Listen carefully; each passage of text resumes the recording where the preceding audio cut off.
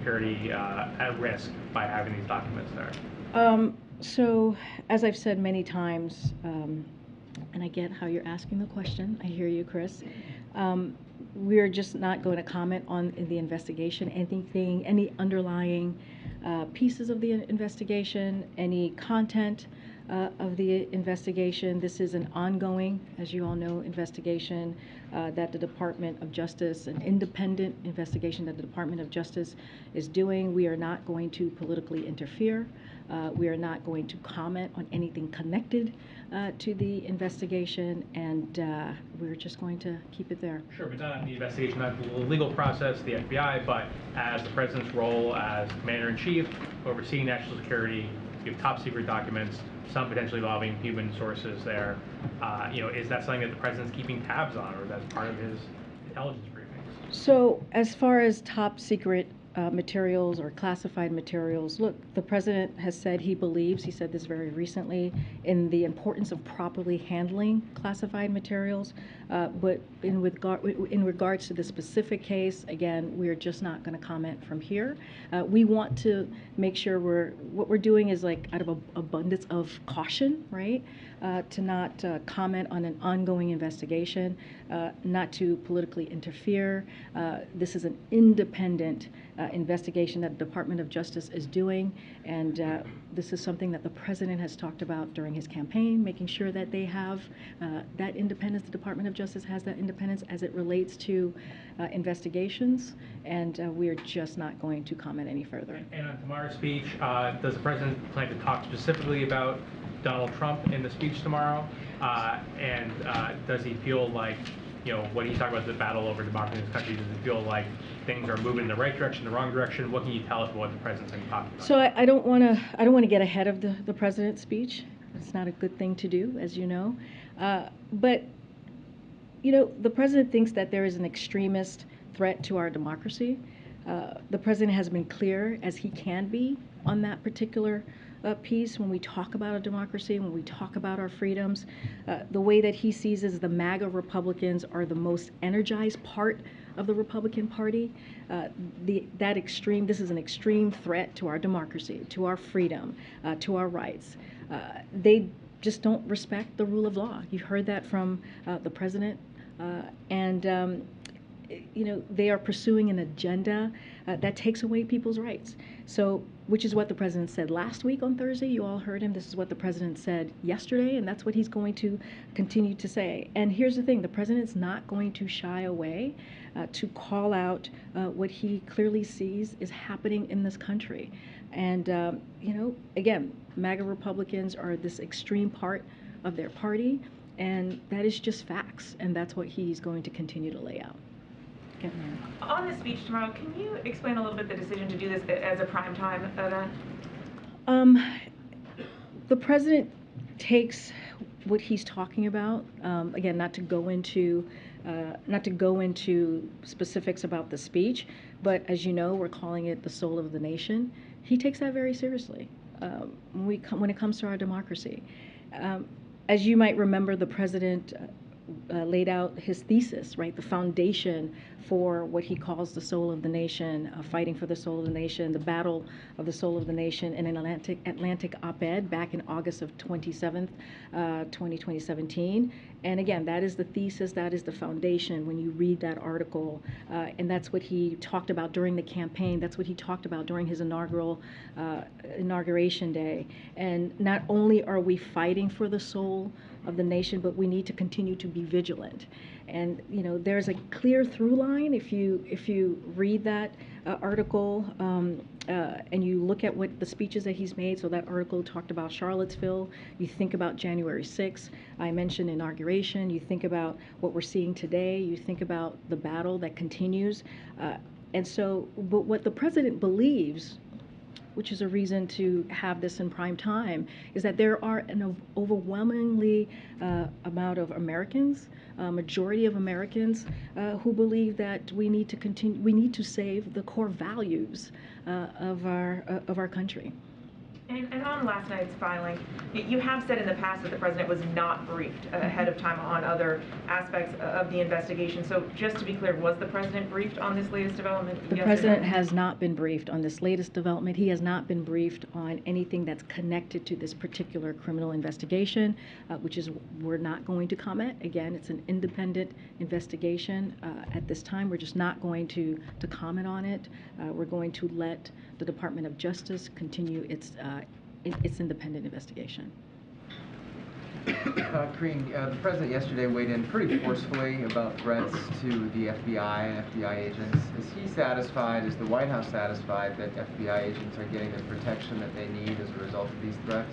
So, just like the president, just want to say this, and the president spoke to this very forcefully and very clearly yesterday, as you all heard him. He's rejected defunding the police. He rejects defunding other law enforcement, including the FBI. The president has called for boosting police funding through the COPS program and hiring 100,000 additional officers. He also included over $10.8 billion for the FBI in the most recent budget.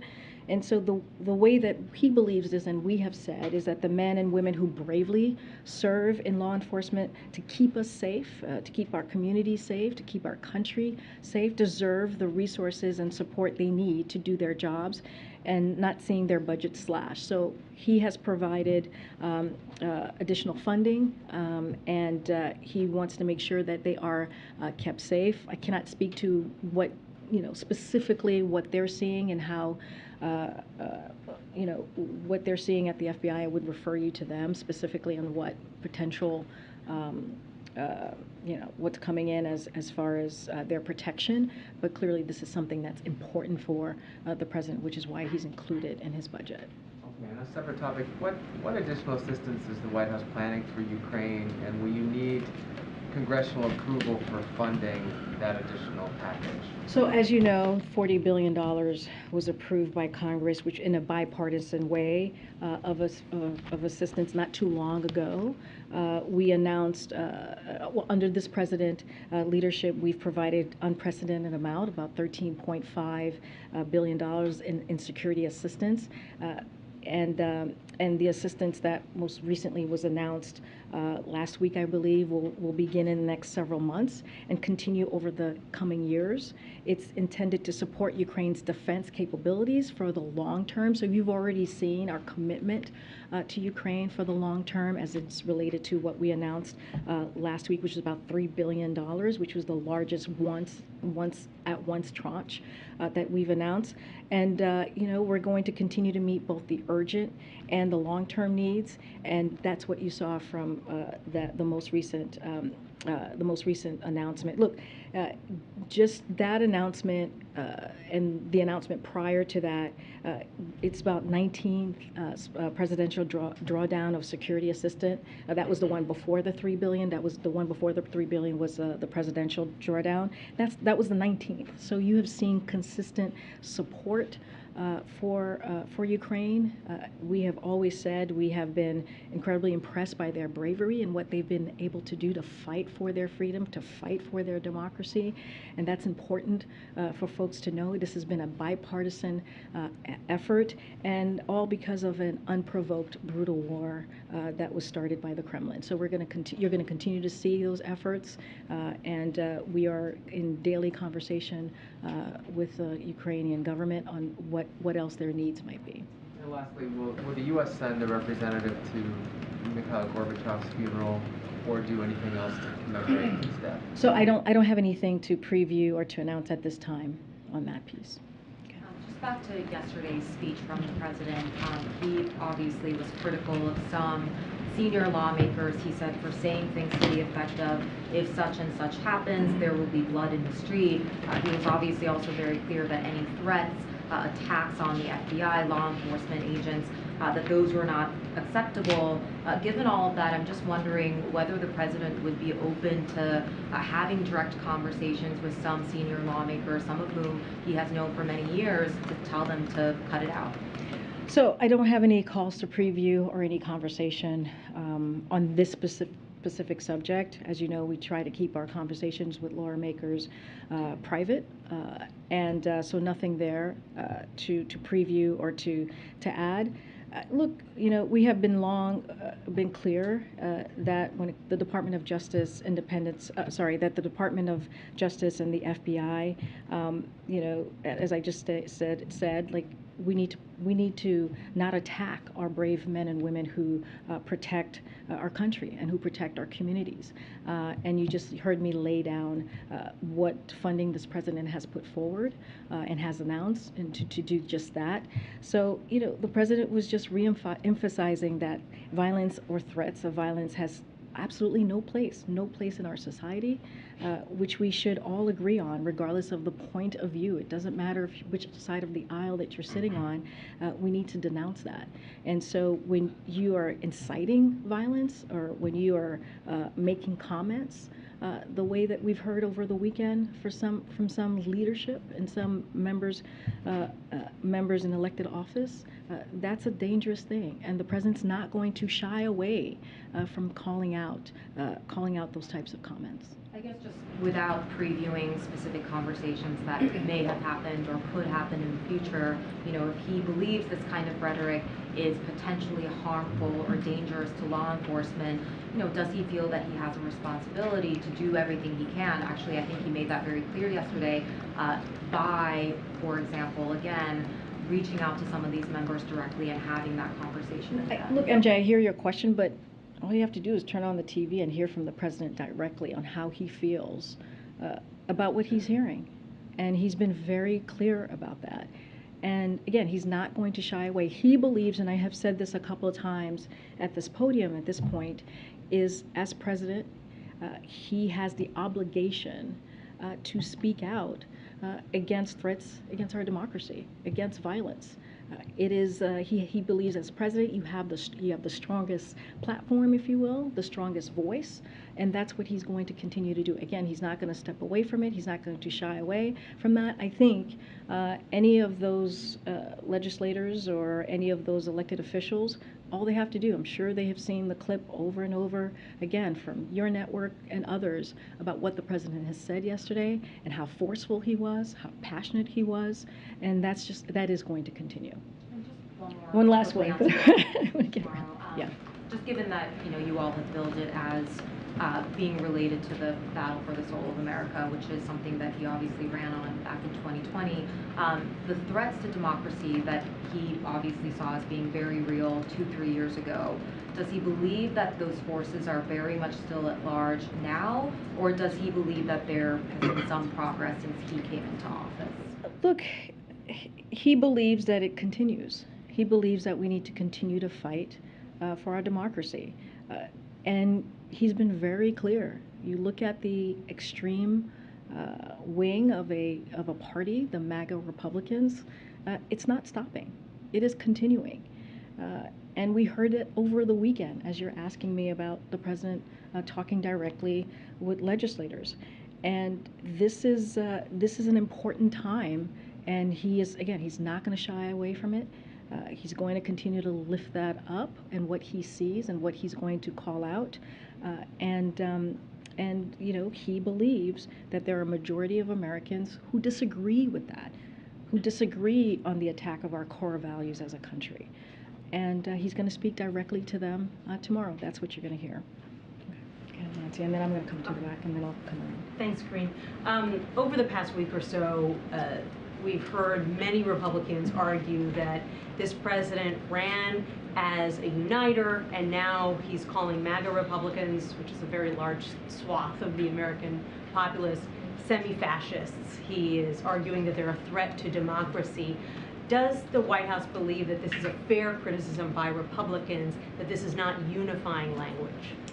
So I'll say this, Nancy. Sadly, there are more examples than I can count on how we have seen recently armed attacks on federal law enforcement. There are a couple of things I just want to say here. You have Representative Paul Gosar has posted videos depicting him attacking the president and members of Congress. You have Representative Majority Taylor Greene has publicly expressed support for shooting prominent Democratic elected officials and suggesting physically assaulting transgender school officials. You have Representative Madison Cawthorn has said falsely, if our election systems continue to be rigged and continue to be stolen, then it's going to lead to one place, and that's bloodshed. And just last week, you had Governor Ron DeSantis suggested that Dr. Fauci should be physically assaulted. And former President Trump has done the same many, many times. Look, and many of your colleagues have actually talked about and reported on this dangerous trend that we're seeing. And for example, the New York Times headline from this month, as right-wing rhetoric escalates, so do threats and violence. And so these are things that we have to call out. Again, I can't remember who just asked me the question. I was talking about Soul of the Nation. This is something the president has talked about since 2017 when he wrote that article in The Atlantic. And he's called it out then. He called it out January 6th. He called it out Inauguration Day. He called it out last week. He called it out yesterday. So there is been a consistent call out from the president about what he's seeing from an extreme part of this party, of the Republican Party. And historians, I would argue, would say the same. I have a question about Jackson, Mississippi. You talked about the help that's coming from FEMA and the disaster declaration, but clearly Jackson is going to need an entirely new water system. They've been having big problems even before this latest crisis. What kinds of federal resources are being dedicated, can be dedicated to what could be a $1 billion price tag to provide Jackson with an entirely new water system? So a couple of things. As we said, the administration is committed to helping the people of Mississippi during this urgent time of need. And so we're going to prioritize that and making the long-term infrastructure investment needed to ensure all Americans just across have access across the country, but clearly in the state have access to clean water. So that is something that we're committed, that long-term need. So just a couple of things just to list out that we have provided and that we are doing from the federal government. $450 million was provided through the American Rescue Plan for water upgrades across the state. The city has allocated $20 million of its ARP, that American Rescue Plan funds, for water and sewer infrastructure needs. You have $75 million through the bipartisan infrastructure law to support the state to provide clean and safe water this year, with an additional $429 million available to the state over the next 5 years. There is $30.9 million through the EPA's revolving loan funds for treatment and distribution system improvements for Jackson, Mississippi specifically.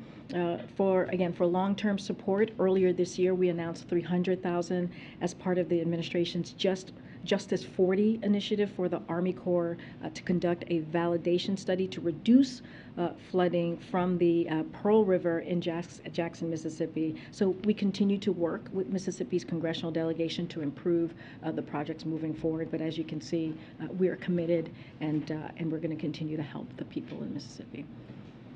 I'm going to go to the back, and then I'll come back up. Go ahead. Thank you, Karine. On Iran, the EU's foreign policy chief said this morning that he expects a deal in the coming days. Is this also your assessment, and is this maybe the reason why the president had a call with Israeli Prime Minister Lapid today? So let me give you a little bit about Lapid. We'll have a readout momentarily on that. So the president spoke with the. Oh, is that right? Okay, there we go. You guys are ahead of the game. I think I'm thinking about something else. Okay. The president spoke with Prime Minister Lapid this morning to consult on global and regional security challenges, including threats posed by Iran and Iran-backed proxies. The president expressed appreciation for the warm reception during his July trip to Israel, a visit that illustrated the unbreakable bonds and friendship between our two countries. He also committed to sustained coordination to implement the announced trip deliverables. the president further emphasized the importance of concluding the maritime boundary negotiations between Israel and Lebanon in the coming weeks. As it relates to the EU, and look, we have said many times from here, we're just not going to negotiate in public. As you know, last week we conveyed our feedback about Iran's comments on the EU's proposal directly to the EU, and so we're not going to say more than that. We're not going to negotiate from here, and we're not going to go into details on contents or our response. So we're going to keep it there. Okay. Yeah, so the International Energy Agency summer report shows that the Russian revenue from oil exports increased 40% from last year. It seems that the sanctions are not cutting off revenue to the Russian president. So this is exactly why I think you've heard us say this before. President Biden and the G7 leaders have directed relevant members of their team to explore mechanism to set a global price cap. You heard us talk about that when the president was in Europe, most recently in Germany. And this would be for Russian oil and starving Putin of his main source of cash and forcing down the price of Russian oil to help blunt the impact of Putin's war on the pump. So it will be discussed further this week at the G7 finance ministers meeting. This is happening on Friday. The U.S. has already taken strong action on action to ban Russia oil, and U.S. allies have announced plans to wind down their own imports of Russian oil. But again, Putin, as you've heard us say, has continued to try to find new markets for Russian oil. This is the most effective way, we believe, to hit hard at Putin's revenue, and doing so will result in not only a drop in Putin's oil revenue, but also global energy prices as well. Well, why not signal a policy change for long-term support to open oil production here in the U.S. or natural gas pipelines here in the U.S. to undercut the Russian supply of oil on the global market? I mean, look, we think that working with our allies and making this announcement, this price cap on Russian oil, is going to be very effective. Again, you've heard directly, you heard the president speak about this very recently. We'll hear more on Friday how this is going to work. And it is not just us, it is also a partnership with our allies, the G7. So again, we believe this is going to be a way to really hit Russia financially. And so that's kind of the process that we're going to take moving forward. And also, as you know, we've also taken actions already that we think has had an effect. But again, as we know, as I just stated, Russia is always looking at other markets, which is why doing this particular piece we think will be effective. Those other markets are China and India. Is the president then going to use his relationship to stand up to China and India and say, stop buying oil from Russia? Look, we've been also very clear about that. I don't have anything more to add. But again, we think by doing these price caps is going to hit Russia in a way that is going to be the most effective. So again, the G7 finance ministries are meeting on Friday to talk more about that, and we'll have more to share. Okay. Go ahead, Phil. I haven't called on you in a bit, and then I'll come down. When it comes to voters, how does the president differentiate between the ultra MAGA folks who he sees as an extremist threat to democracy and the average GOP voter? So, can't talk about voters from here. As you know, no. Oh, no, I get you. Not gonna, I just need to say that, right? Just to, just to be clear. I mean, the president has been really clear about the leadership, right? The MAGA Republicans in leadership. They're the ones who have the platform. They're the ones who, again, the extremist part of the Republican Party.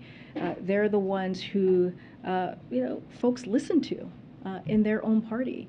And by inciting violence, by trying to take away, they're the ones who are the legislators and trying to take away our rights, trying to take away our freedoms.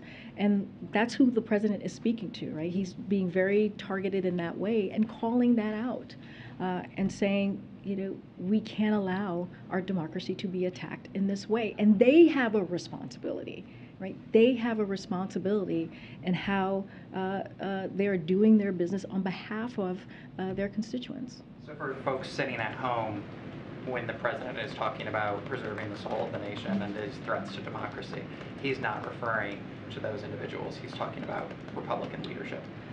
Well, Let me be very clear. It's not just Republican leadership. It's not just that blanket, right? He is talking about an extreme portion, an extreme part of the party. He's been very, very clear about that. He was just in Maryland, as you all know, and he talked about Governor Larry Hogan and talked about how he is a conservative Republican who is not in that bucket, right? He was very clear, and he was very purposeful in saying that and being respectful to conservative Republican who are not part of that extreme.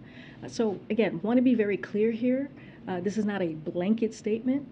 This is calling out what we have seen for some time. Since 2017, as the president wrote about in his article, right? When you are supporting an authoritarian figure, as we have seen, who is currently leading the former president, and saying inciting the violence that you are, or wanting to take away our freedoms, we need to say something. He's not going to shy away from that. Okay, good. Karine, now that the FDA has authorized this new COVID booster, can you say whether the administration is confident you'll have enough of these new boosters for everyone who wants one? So to answer your question, yes, because we have planned for this, but want to say a couple of things about the FDA. So the announcement is an important step to getting updated COVID vaccine boosters, which we expect to provide additional protection against the variants of COVID circulating in the U.S. to the American people while we wait for the CDC to make its clinical recommendations. So there's still another step, so we want to be very clear about that. We've been working for months to be prepared for this moment and to get shots into arms this fall and through the end of the year. So we are prepared to do that. So with FDA's authorization, doses can be shipped now to tens of thousands of sites nationwide, and shots in arms can start as soon as possible after CDC issues its recommendation later this week. All states have ordered doses already, so there has been some orders that have been done. And to make sure vaccines get to communities quickly, primary care providers at community health centers and rural health clinics across the country are able to order vaccine directly from federal government, and long-term care pharmacy networks can also order vaccine directly. And as we work to ensure that our highest risks Americans get protected. Teams have already started the process of packing and shipping doses across the country, and pending, again, CDC action, we expect shots in arms to begin in earnest starting after Labor Day weekend. We've been working with providers, clinicians, local health departments, and other critical groups to vaccinate for vaccination efforts, and we've been doing all of this preparation despite the lack of funding from Congress, but we have been prepared for this particular moment to make sure that we get shots in arms. So even given that lack of funding, you feel you'll have the supply, you'll be able to get enough doses to get to everybody who wants one? Yeah, so again, despite the Congress failing to provide us with funding that would have bolstered our campaign, clearly, we're not, that would have happened. We've been preparing by working closely again with local departments, clinicians, and other groups. Look, we're still leveraging a comprehensive public education program, as I've just stated. But look, the bottom line is, despite a failure by Congress to act, as we've been asking, as you know, for the past several months, we've prepared with resources so we can meet the moment with these boosters. And if I could just follow up real quick on the student loan announcement from last week.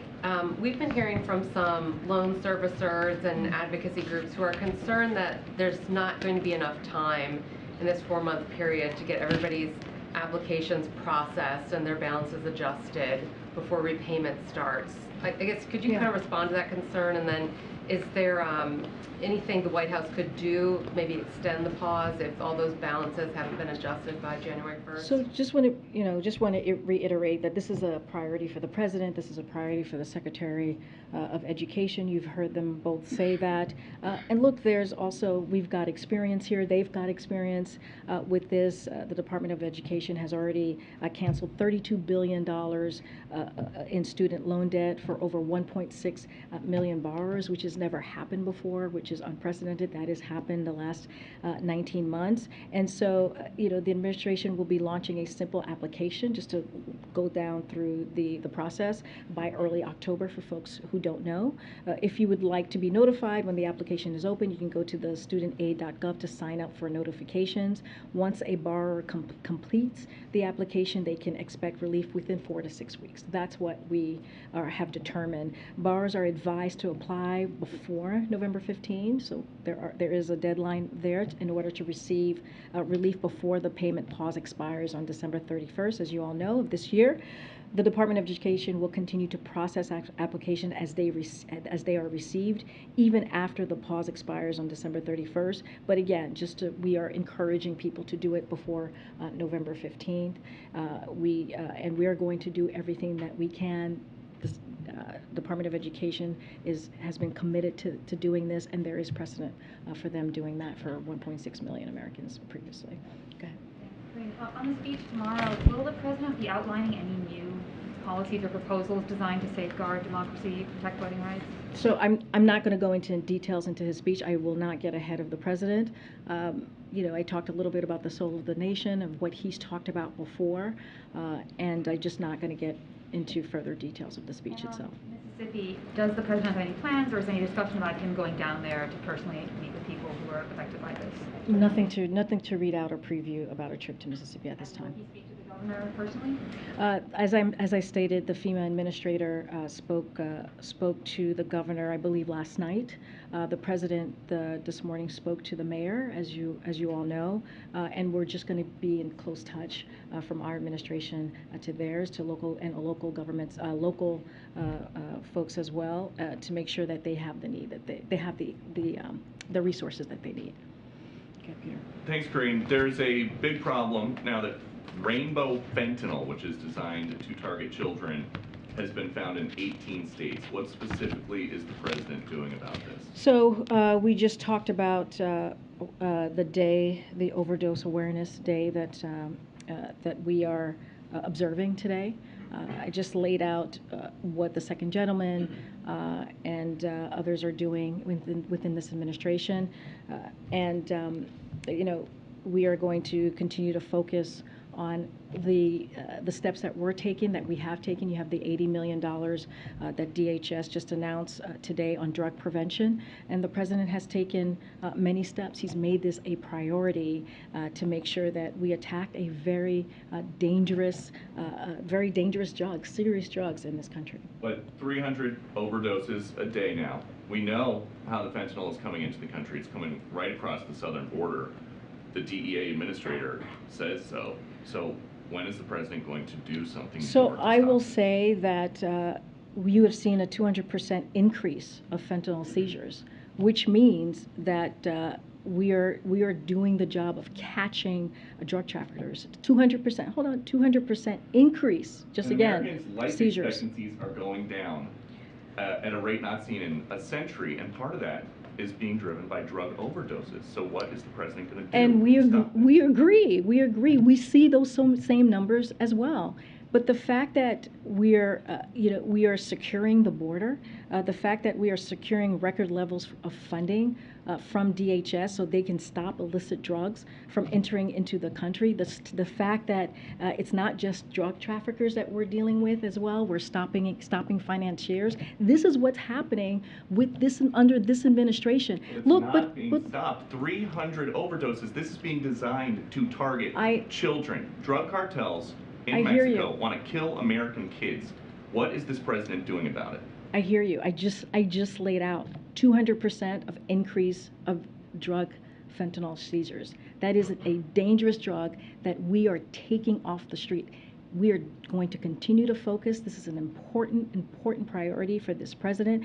And I just want to talk about how you're saying that they're just the border, right? And how the border, whatever you just stated, I just want to clear this up. Migrants people are coming in, fentanyl's coming in, people are dying. Hold on. So migrants who attempted to enter the country illegally are taken into custody by Border Patrol agents. That is how it works.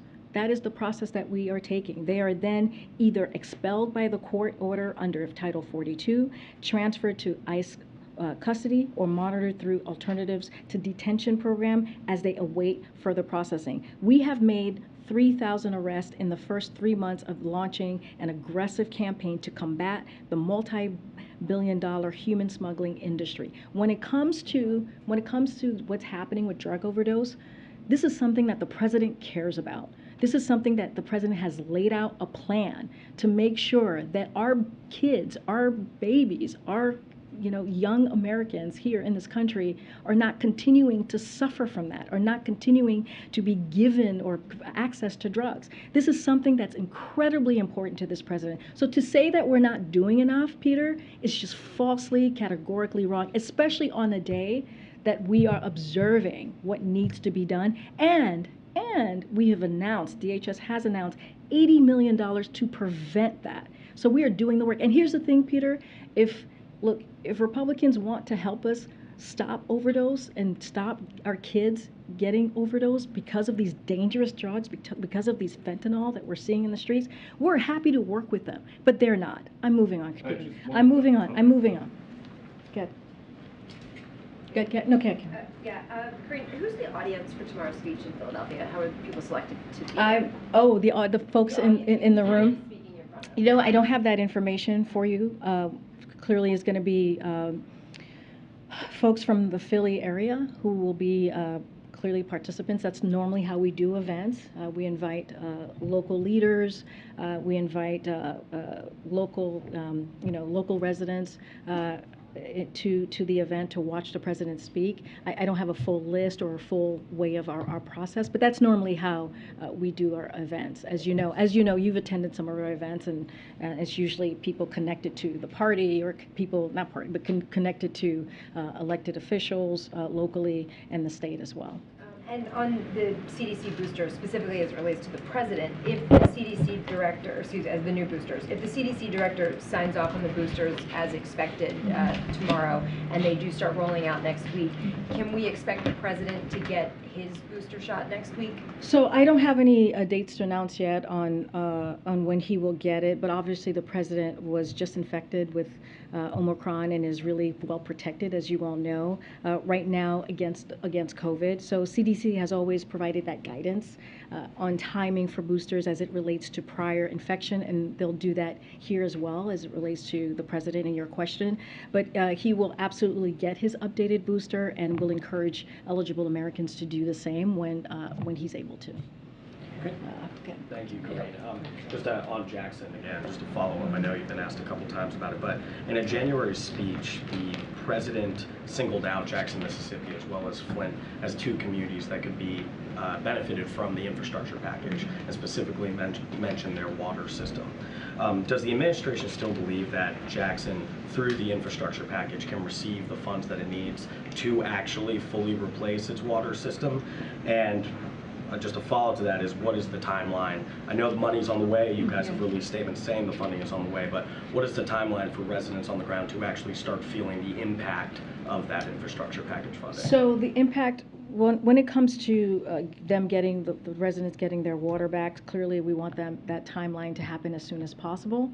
And so that is our hope, sooner rather than later. And so we're going to continue, we're committed to work with the people of Jackson and the state of Mississippi during this urgent time of need, as we just said, on making that happen, because that's imperative and important for people to have clean water and running water. Look, I just listed out a number of items from the American Rescue Plan, $450 million.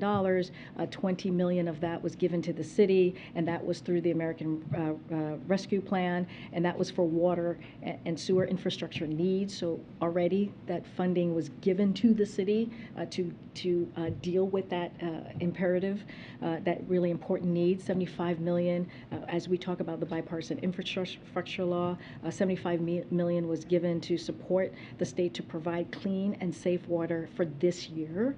And so with an additional $429 million available to the state over the next 5 years. So you see that long-term commitment that's coming from the bipartisan infrastructure law. And as it relates, another piece of that, which is coming through EPA's revolving loan funds that we see for treatment and distribution system, that we saw $30.9 million going to Jackson specifically. So we are committed. The funds have been provided. We are going to continue to work with the cities, and we're going to continue to work with the state. As you know, Mitch Landrieu is the coordinator for the bipartisan infrastructure law. He is a former mayor, as you all know, from New Orleans and Louisiana, so which is very close to Mississippi. Clearly, he is committed to this. He's traveled around the country, meeting with electeds, meeting with folks on the ground on how things are going and how we can be helpful.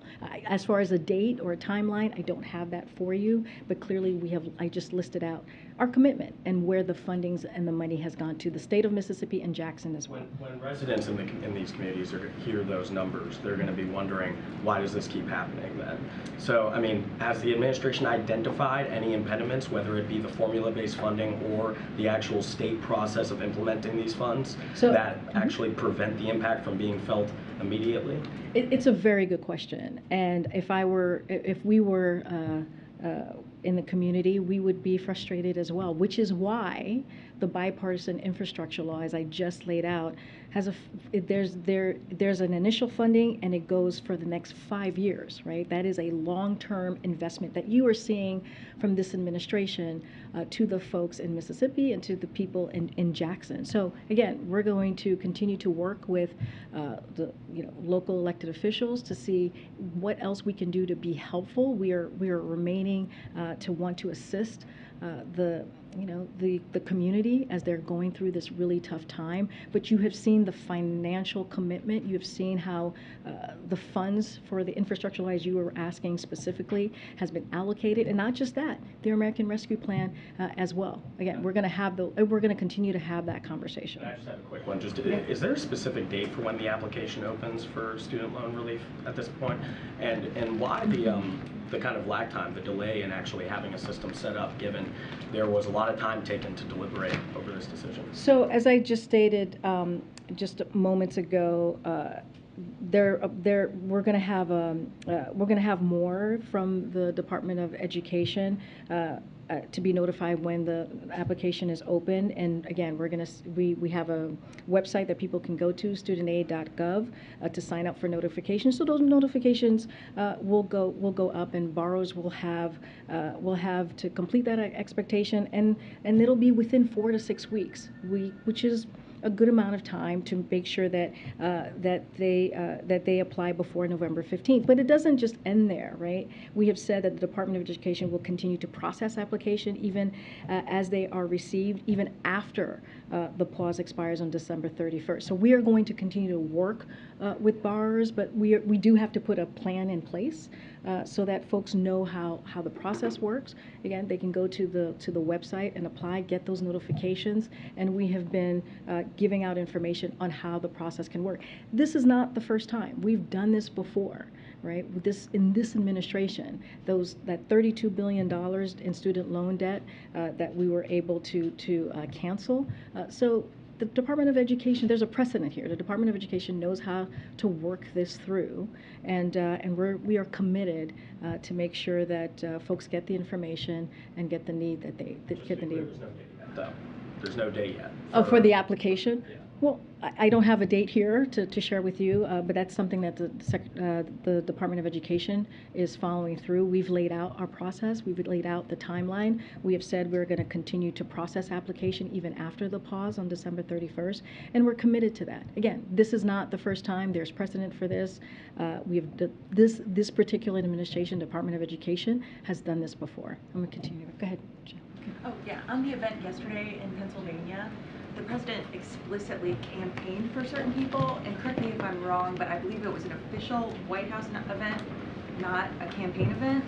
Can you share some context on your thoughts on that? Because he was very explicitly saying, please elect certain people. So The president can say a lot, can go a lot further than I can from here. He does not have, he is not bounded by the Hatch Act the way that we are. And so I'll say that first. I don't have much more to add because I've always, even myself, I try to be very, very careful from here. But again, he is in a different category than we all are here. And I'll just leave it as that. And it was an official event, correct? It was an official event. Tomorrow night will be an official event as well. Go ahead. I know I was supposed to call you last time and I didn't. Go ahead. Thank you, Karine. So yesterday during his speech, the president reiterated what he sees as a serious need to pass an assault weapons ban. This is, of course, something he said before. That's not new.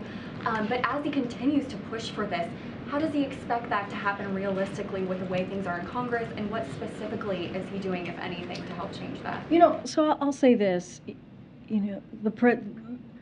Look, the president's going to continue to call on Congress. As you know, when it comes to the assault weapons ban, that is something that is important to the president. He was one of the leaders of that 30 years ago, the assault weapons ban back in 1994. And again, he has been trying to work on bringing back the assault weapons ban after its sunset in 10 years after. And he's done that as vice president, and he's doing that now.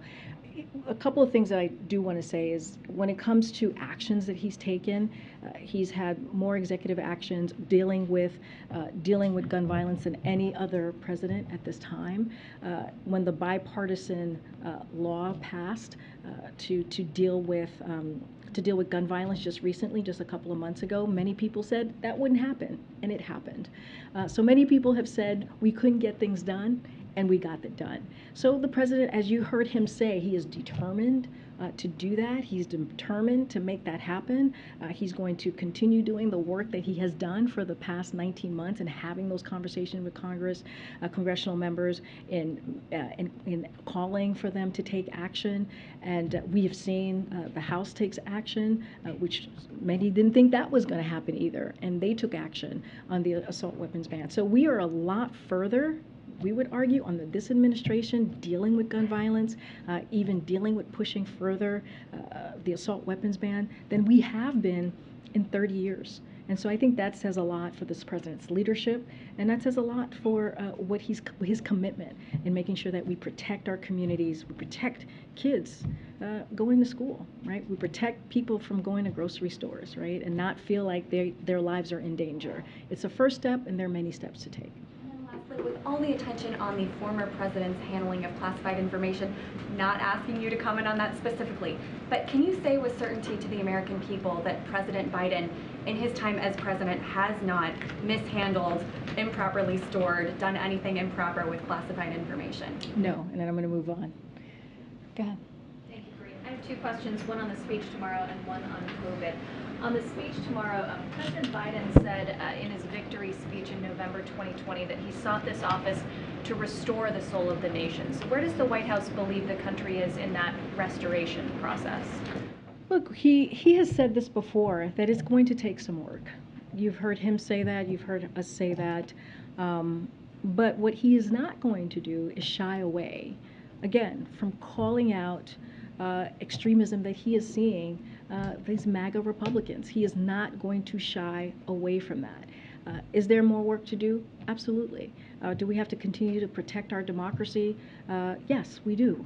That is the reality that we're in. Protect our freedom, protect our rights. And that's what he's going to continue to do day in and day out. And you're going to continue to hear that from him, not just Thursday, not just yesterday, but that message is going to continue.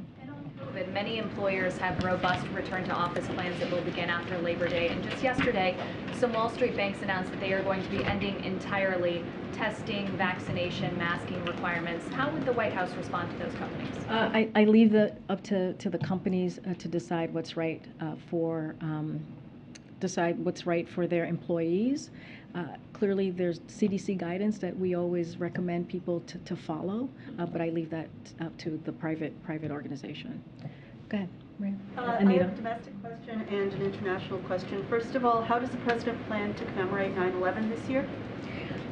That's a very good question. Don't have anything to preview at this time, and when we will, we'll share that. And And then moving on to Venezuela, a U.S. citizen detained in Venezuela has said on the record, quote, "Our government has abandoned us." So how does the administration respond to a statement like that? And what is the administration doing to try to get the 10 Americans who are detained in Venezuela out?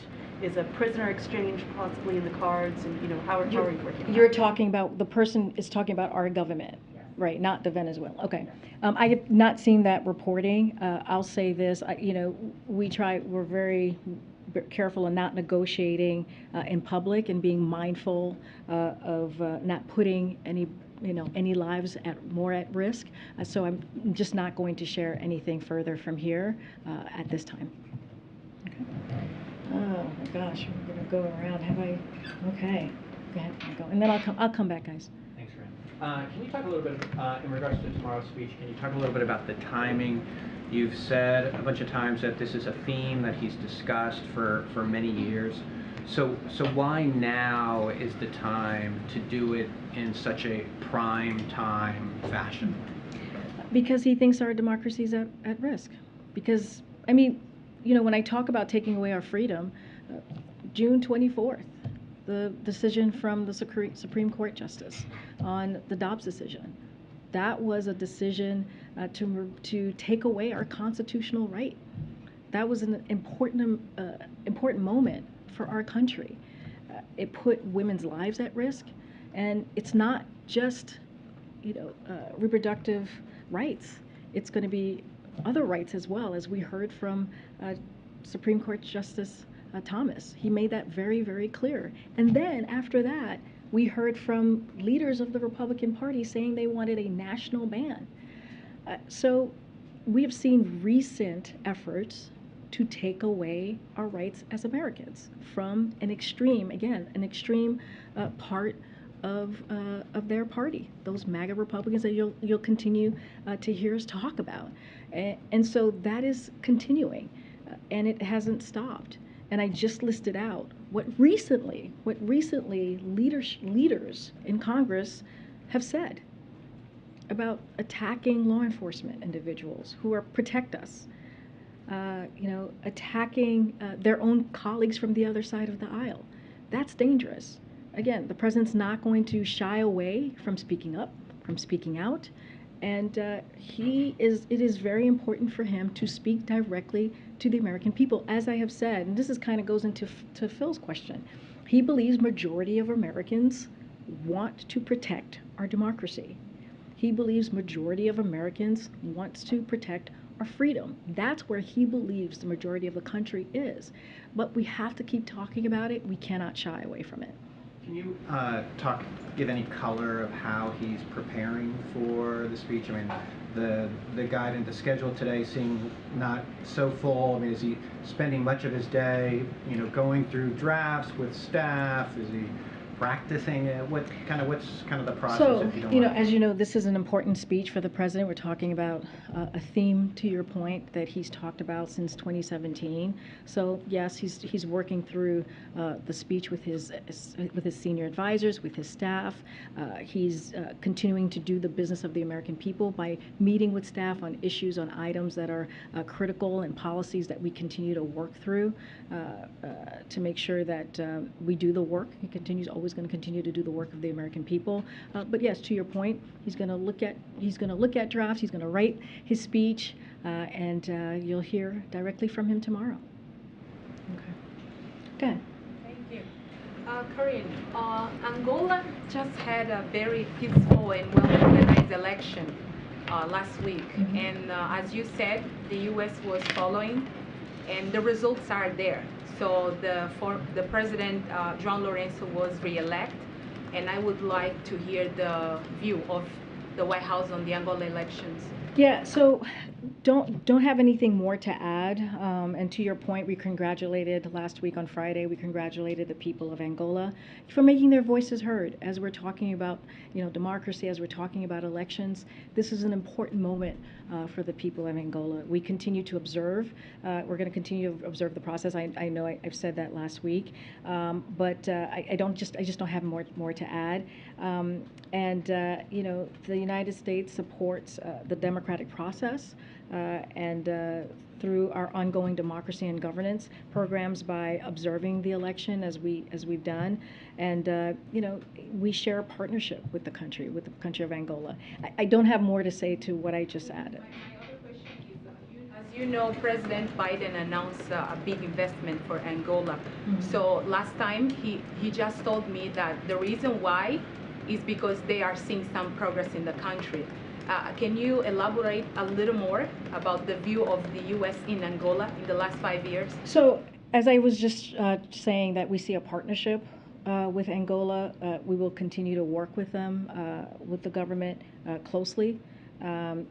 Whoever the chosen government that the people elected to deepen our cooperation and shared priorities. So we're going to continue to do that.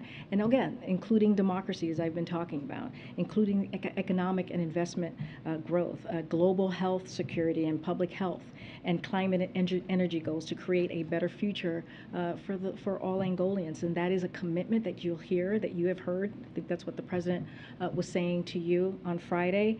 And again, we commend the people of Angola for you making their voices heard, and that is important, that we see a democratic process happening there. Okay. Oh, go ahead. I'm sorry, I called you. On the subject of the COVID booster shots, we're now 2.5 years into a pandemic. Lots of people are really tired of thinking about COVID. How will the administration convince people to get yet another booster shot? Look, we have learned, we have a lot of lessons learned from how we started this process very early on in his administration with the comprehensive strategy that we had in getting shots in arms. We know it works. I talked about a little bit about that already, which is working closely with doctors and clinicians, making sure that we're educating folks on the ground on why this is important, why this campaign on getting people this booster to folks, and again, shot in arms. And one of the things that we have seen that worked really well is the trusted voices. That is also an important thing that we have seen. But just a reminder that before we entered office, less than a third of adults wanted to get a shot, and more than 87% have at least one today. That is the product of the work we've done to reach folks through trusted messengers and build access. Those are two key factors that we cannot forget. First, we're planning a public education campaign, building on lessons we've learned, as I just stated, and focusing on those most at risk. That's always important here. This will include leveraging deep partnerships, as I mentioned, across sectors to meet people where they are.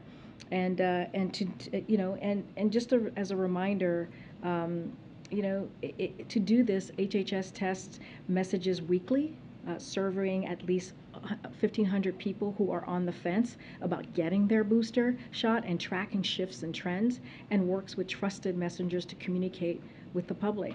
And so we have a plan, and we're going to ultimately use that plan. We're going to leverage what we know worked before, and we believe this is an important moment for the American people. But again, FDA made the decision. CDC still has to make their decision, so we don't want to get ahead of this.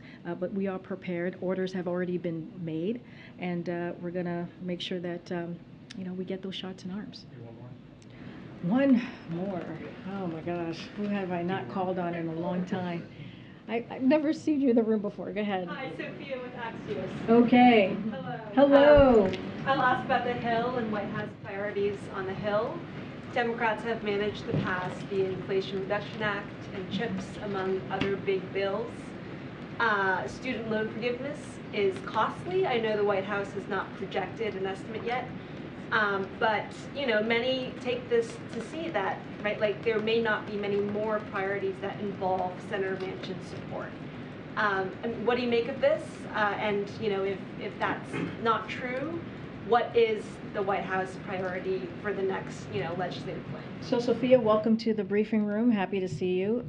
So we're focused on working with members of Congress of both parties, and on government funding bills that would invest in our communities and people reduce costs for working families and help grow our economy from the bottom up and the middle out, as you hear us say. So that's something that's coming up that we'll be very focused on. in this administration and clearly with congressional members. We're working with leadership in both chambers toward an efficient, straightforward September work period. And we know Democratic appropriators have been working hard to prepare for that particular legislative piece, that the government funding bills. And we're going to press ahead with confirmations. Don't forget that. That is also very important, including judicial confirmations, continuing to put well-qualified judges on the bench that are devoted to the rule of law and that represent the diversity of our nation, as you have seen historically done by this administration.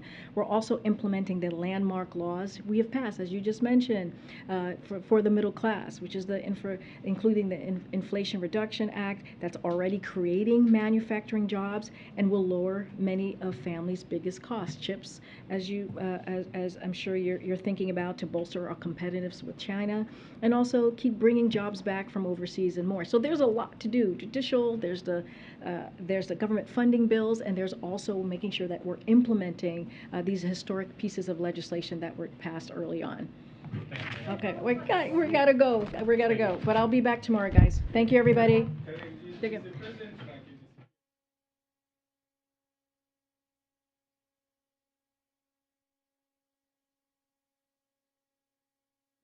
Okay.